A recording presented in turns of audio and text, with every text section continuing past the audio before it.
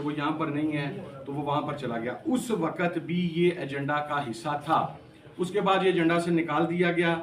फिर मेरी तरफ से ये दोबारा लेटर लिखा गया, the honourable standing committee on human rights has decided to understand that the following agenda item may add in the meeting of the standing committee on human rights, discuss the situation involving protests in Islamabad on 26th of November 2024 and potential implications of human rights violations।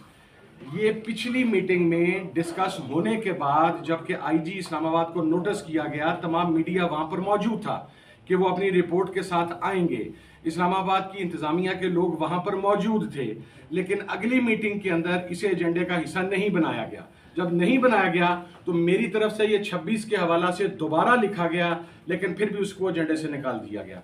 उसके बाद दूसरा issue था Adiala jail के visit का। Adiala jail के visit के ऊपर ये भी एजेंडा का हिस्सा था। पहले मीटिंग में भी, दूसरी मीटिंग के अंदर भी आपको एजेंडा की कॉपी मैं प्रोवाइड कर दूंगा।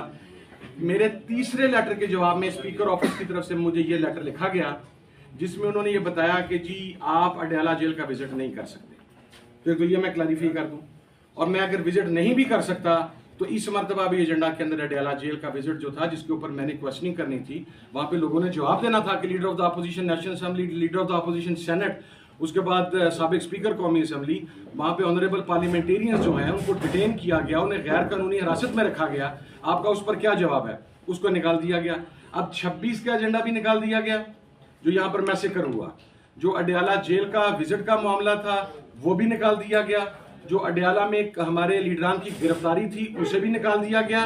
And last but not the least, जो ब्लास्फेमी का इशू, जिसके ऊपर उन्होंने कहा कि जी आज स्पीकर साहब ने कहा कि कुछ भी नहीं हुआ। सर ये नोटिस है 23 जनवरी का, जो एजेंडा मीटिंग का जारी हुआ है, इसमें पॉइंट नंबर 9 के ऊपर ये इशू मौजूद है। और फिर जो रातों रात रिवाइज नोटिस जारी हुआ है, इसके अंदर ये पॉइंट नंबर 9 से ये तमाम चीजें निकाल दी गई। ये आजू से निकाला? हाँ जी, उन्होंने निकाला जी। सारा वहां पे लिखा जाता है कॉम्पिटेंट अथॉरिटी। मैंने तो कल डिस्प्ले ईयर नोट किया, to that specific competent authority whichever and whoever that authority is, हमने उसको किया।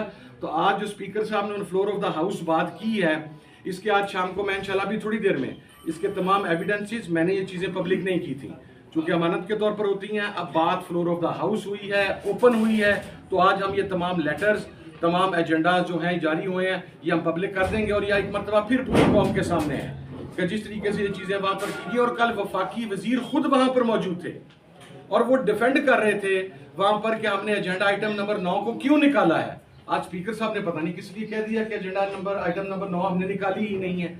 इसी तरीके से दूसरी सारी चीजें। मैं सिर्फ आखिर में एक बात क्लैरिफाई करना चाहता हूँ जी, मैं स्टैंडिंग कमेटी का चेयरमैन बना था इमरान खान साहब के एतमाद की वजह से, और अपने पाकिस्तान तहरीक इंसाफ के तमाम जो हमारे लीडरान हैं, जो हमारे पार्लियामेंटेरियंस हैं, उनके ताउन की वजह से। मैं ना तो कुछ झुकने वाला बंदा हूँ, मैं ना डिक्टेशन लेने वाला बंदा हूँ। मैं बहुत क्लियर हूँ चीज़ों के ऊपर। स्टैंडिंग कमेटी ह्यूमन राइट्स के इजलास का एजेंडा मेरा डिस्क्रिशनरी इख्तियार है, मैं किस चीज़ को शामिल करूँ, किस चीज़ को निकालूँ। नो डाउट ये निकाला गया है, ये वायलेशन की गई है ये निकाल के। अभी मुझे पता है कि स्टाफ के ऊपर कितना प्रेशर है, नेशनल असेंबली के स्टाफ के ऊपर कितना प्रेशर है। मैं उन बेचारों की नौकरियों को खतरे में नहीं डालना चाहता, अपने पे लूंगा सारा कुछ। लेकिन 26 की रिपोर्ट भी जमा करवानी पड़ेगी। हमारे लीडर ऑफ द अपोजिशन और तमाम जो लीडरान को महबूस रखा गया, गैर कानूनी हिरासत में रखा गया, हब्से बेजा में रखा गया, उसकी रिपोर्ट भी देनी पड़ेगी।